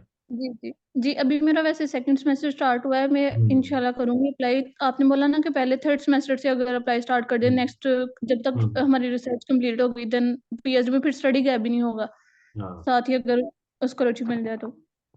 और मेरा क्वेश्चन ये है कि जैसे आज का रिसर्च जो है अगर हमने करनी हो, जैसे रोबोटिक्स, मशीन लर्निंग और क्रिप्टोग्राफी, तो इनमें से इनमें इंटरेस्ट हो तो इनमें से मतलब किस पे ज्यादा करनी चाहिए, जिन मतलब बाहर ज्यादा हो, हम स्कॉलरशिप गेन कर सके, किस देखें जी, बेस?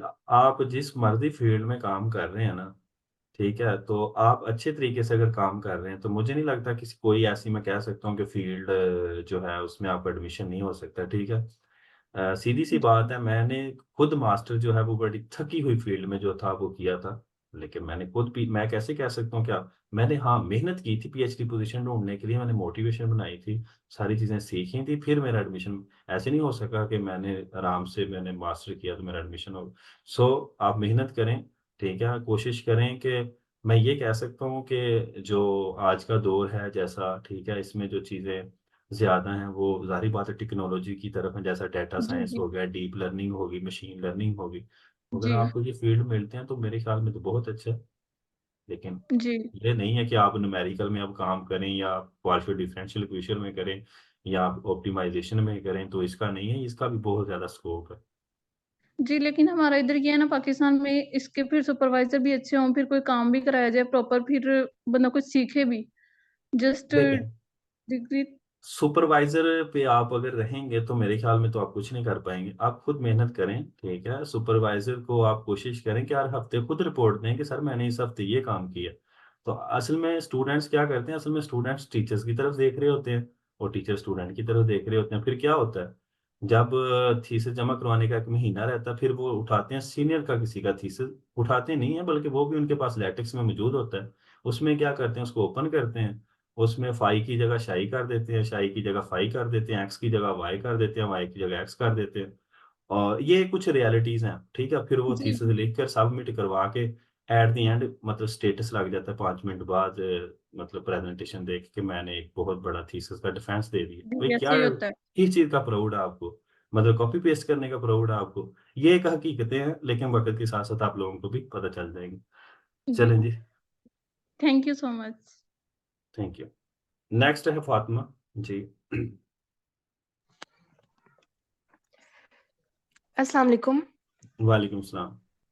मेरा जर्मनी की यूनिवर्सिटी में एडमिशन हुआ है, लेकिन मैंने अपॉइंटमेंट बुक नहीं की, तो कोई ऐसा आप प्रोसेस जानते हो या एजेंट जिससे मैं बुक कर सकूं no no, appointment? No agent. Okay, सबसे पहले तो ये है कि नो एजेंट, और नंबर 2, आपका किसी यूनिवर्सिटी में एडमिशन हुआ है? University of Hamburg. Hamburg, okay. तो इसके लिए बड़ा इजी है, आप लिखे ना अपॉइंटमेंट अप्लाई, अपॉइंटमेंट ऑनलाइन जो है जर्मनी इस्लामाबाद एम्बेसी, ये लिखें तो वो आपके सामने अपॉइंटमेंट वाला पेज आ जाएगा, तो आप अप्लाई करें। आपकी सीजीपीए कितनी है, 3.7 है या उससे कम है या ज्यादा है? 3.5।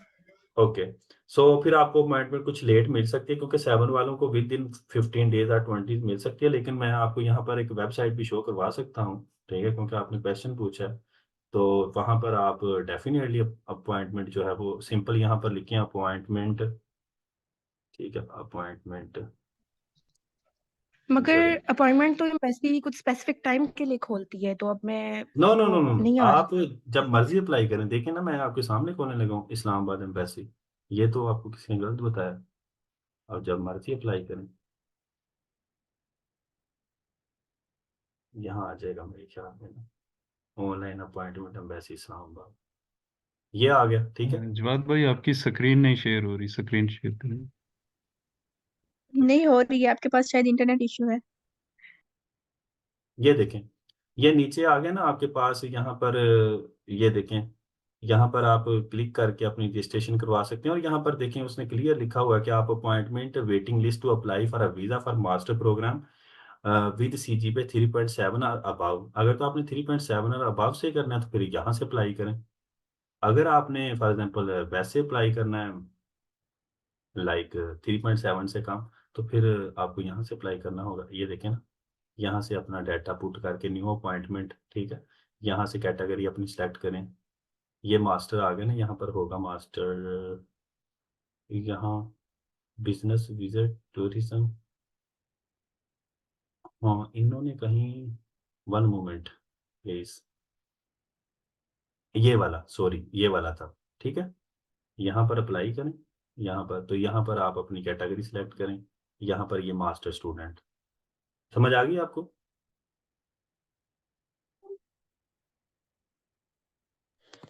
जी ठीक है, थैंक यू। ठीक है, तो आपको किसी एजेंट के पास जाने की जरूरत नहीं है, आप खुद ही सारा प्रोसेस कर सकती हैं, यहाँ सारा कुछ लिखा हुआ है। ठीक है। ठीक है, ओके। सो नेक्स्ट जो है वो हमारे पास सवाल है अब्दुल्ला गुज्जर।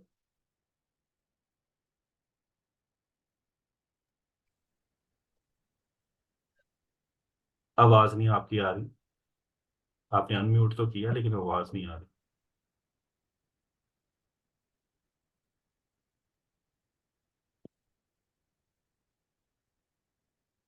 नो, आपको कोई, आई थिंक कोई इशू है आपका। अच्छा, मेरे ख्याल में सबके क्वेश्चन जो हैं वो कंप्लीट हो गए हैं, और हमने भी कोशिश की है कि सबके क्वेश्चंस को अच्छी तरीके से जो है वो अस्सलाम करते वालेकुम रहें। सर, क्या हाल है? ठीक है वालेकुम सलाम जी, अल्हम्दुलिल्लाह ठीक ठाक। सर जी। मैंने ना अभी रिसेंटली एमफिल किया है, जबकि मेरे एमफिल में और एमएससी में ना 3 साल का गैप है। तो पहला क्वेश्चन तो ये है कि क्या मैं मास्टर स्कॉलरशिप के लिए अप्लाई कर सकता हूँ? मेरा मास्टर है 2017 का। कर सकते हैं, लेकिन जाहिर बात है आप उसमें बताएं उनको कि आपने उन 3 सालों में गैप में क्या किया, टीचिंग की है, प्रोफेशनल स्किल अगर कोई सीखी है तो वो लिखें, कोई इशू तो नहीं है दूसरा गैप मुझे जो से। हाँ जी, सबसे बड़ा मसला मुझे ये आ रहा है, मेरा जो रिसर्च एरिया ना, मैंने आपकी सीवी देखी है तो तकरीबन मैचिंग है। मेरा research area fuzzy set theory या फजी अलजबरा, जिसे डिसीजन मेकिंग टेक्निक्स कहते हैं। और इस वक्त मेरे 4 आर्टिकल भी पब्लिश हैं और 2 सबमिटेड भी हैं। आलमोस्ट वो भी अबाउट टू पब्लिश है। कुल मिला के 6 के लगभग मेरे आर्टिकल हो जाते हैं। तो मैं अगर ऑस्ट्रेलिया या यूके या कहीं भी सर्च कर रहा हूँ ना, तो मेरा रिसर्च एरिया मुझे मतलब मिल नहीं रहा ना। प्रोफेसर मेरे टाइप के मिल रहे हैं जिनको मेल की जाए या जिनसे एक्सेप्टेंस वगैरह ली जाए। और देखिए, आपको अगर पता आप है मेरे फजी के साथ मास्टर करके, तो फजी का नहीं तो नहीं, बस, एम फिल इसमें मेरा।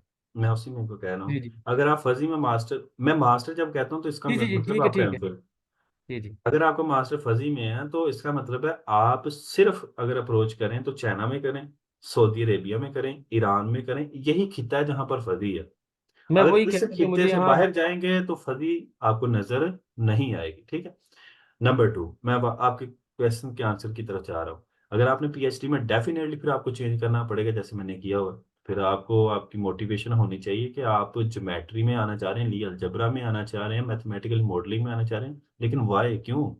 क्या कोई कोर्स पढ़ा आपने? क्या कोई आपने फॉर एग्जाम्पल आपने मास्टर में कुछ, ये तो नहीं है आपने सिर्फ फजी का कोर्स पढ़ा, न्यूमेरिकल का भी पढ़ा होगा, अलजबरा का भी पढ़ा होगा, लीनियर अलजबरा का पढ़ा। ये मैं एक एग्जांपल के, उनको बताया मैंने कोर्सेज ये पढ़े हैं, या इन कोर्सेज की वजह से मैंने फलां आर्टिकल्स पढ़े हैं, फिर मेरे इंटरेस्ट डेवलप हुआ है, उस मुताबिक अपना जो है वो रिसर्च प्रपोजल या ईमेल बना के सेंड करें, तो डेफिनेटली उसके आपको अच्छे रिस्पॉन्सेज आएंगे। यानी कि मुझे अपना स्टेटमेंट ऑफ पर्पस वगैरह चेंज करना चाहिए। और अपना, क्योंकि हमने ग्राफ थ्योरी भी पढ़ा होता है, न्यूमेरिकल एनालिसिस भी हाँ, पढ़ा तो होता है, ग्राफ थ्योरी में अप्लाई करें, कम्बिनेटोरिक्स भी पढ़ा ग्राफ होता थ्योरी है। में बहुत ज्यादा पोजीशन है दुनिया में। ठीक हो गया। क्योंकि तो फजी के रिलेटेड तो मैं बहुत सर्च करके बैठ गया हूँ, बहुत ज़्यादा सर्च किया, जबकि एक भी प्रोफेसर नहीं मिल रहा। और ये मैं बहुत देखें, परेशान हूँ। कुछ चीज, ये मैं बड़ी इंपॉर्टेंट चीज बताने लगा हूँ, ये आप लोग फॉलो करें। लोग कहते हैं कि लोगों की जो सीवीज हैं वो भरी होती हैं, फॉर एग्जांपल कि हमने ये पाकिस्तान में ये किसी की टॉक सुनी है, ये सुनी है। उससे बेहतर है कि आप अगर इंटरनेशनल, यहाँ मैंने CVGMT कॉन्फ्रेंसिस लिखा है, ठीक है, यहाँ पे इवेंट्स पे जाकर अगर आप क्लिक करते हैं, स्क्रीन शेयर हो रही है सवेरा? जी सर, हो रही है।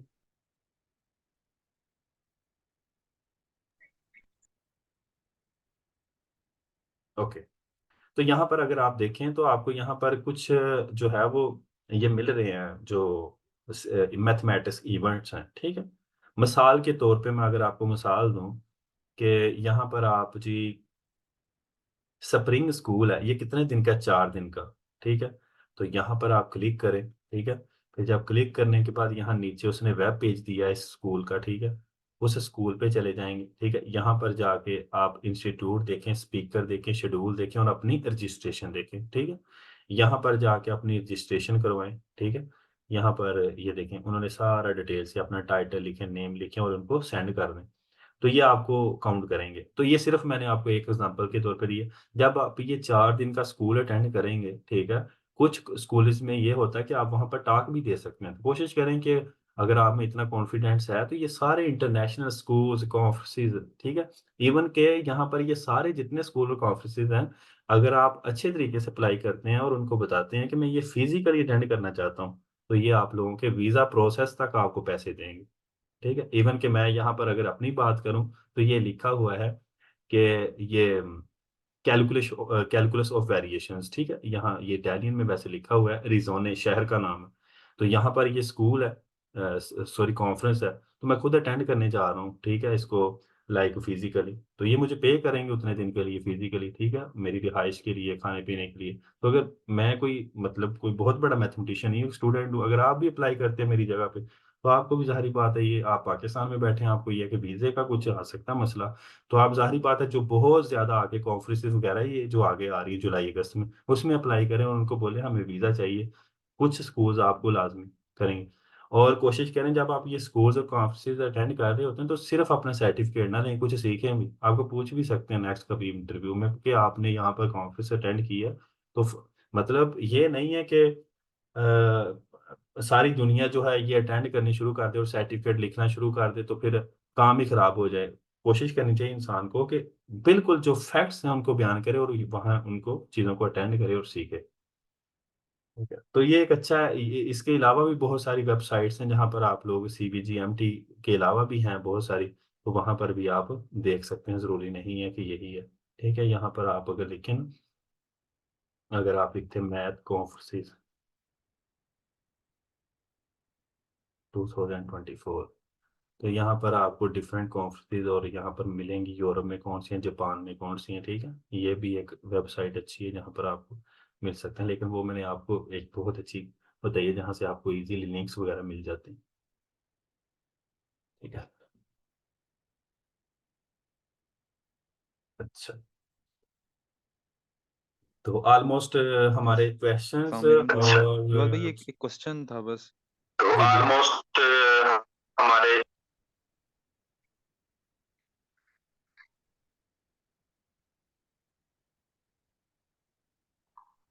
जवाब भी जैसे आपने फजी के बारे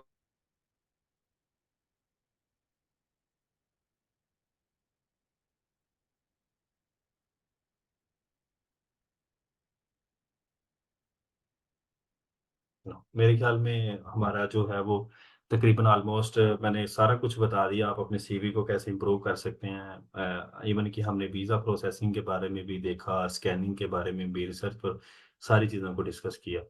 तो ऑलमोस्ट चीज़ें कंप्लीट हो चुकी हैं। अब हम मैंने कुछ जी जी सर वो ये जो सीवी बना रहे हैं हम, ये फॉर्मेट मतलब हम कहाँ से लेंगे? नेट पे मतलब हम जब चेक करते हैं तो वो तो रिज्यूम की फॉर्म में आता है, तो उसको बनाएं या कोई देखिए आप, वेबसाइट पे डालें? मैंने पहले इसका बताया था, अगर आपने मेरी स्लाइड्स को देखा तो मैंने वहां बताया हुआ है कि आप यूरोपास का अकाउंट बनाएं और वहां पर अपना डाटा डालें, वो आपको खुद ही क्रिएट कर देगी सीवी। नंबर 2, अगर आप ओवरलीफ को जानते हैं, हमने यहाँ पर एक कोर्स करवाया था 2 दिन का, जहाँ पर उस्मान भाई और हमारा राशिद ने 2 दिन का कोर्स करवाया था और बहुत अच्छा कोर्स करवाया था। वहां पर भी अपने टेम्पलेट को ढूंढ सकते हैं, ठीक है। तो ये डिफरेंट चीजें हैं जो आप लोग हमारे, और कोशिश करें कि हमारे मैथमेटिक्स मीडिया के साथ अटैच रहें। अभी भी हमारा फुल स्टॉक जो है वो चल रहा है, मतलब कोर्स। तो कोशिश करें कि अटैच रहें मैथमेटिक्स मीडिया के, वहाँ पर हम conferences, schools, mathematics position, master position share करते रहते हैं। तो जब आप लोग अटैच रहेंगे तो आप डिफरेंट चीज़ें वहाँ से सीखेंगे। मकसद आप लोगों का सर्टिफिकेट लेना ना हो, मकसद आपका लर्निंग हो। सर्टिफिकेट फिर मिल जाए तो वो एक एक्स्ट्रा चीज़ है, ठीक है। तो मेरे ख्याल में सवेरा आज के लिए इतना काफ़ी है, फिर नेक्स्ट चीज़ें हम इंशाल्लाह नेक्स्ट जब हमारा कभी सेमिनार होगा तो उसमें हम डिस्कस करेंगे। सो अवॉइड करें हमें डायरेक्टली मैसेज करने, बिल्कुल पर्सनली मैसेज करने से बिल्कुल अवॉइड करें, ठीक है।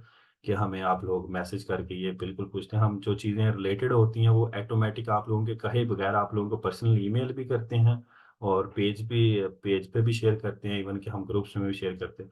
So don't text any personal message या जो भी आप करते हैं। थैंक यू वेरी मच, ये आप लोगों का एक thank you very much sir. ठीक है, जज़ाकल्लाह, बाय, थैंक यू, फिर मुलाकात होगी। अस्सलाम वालेकुम।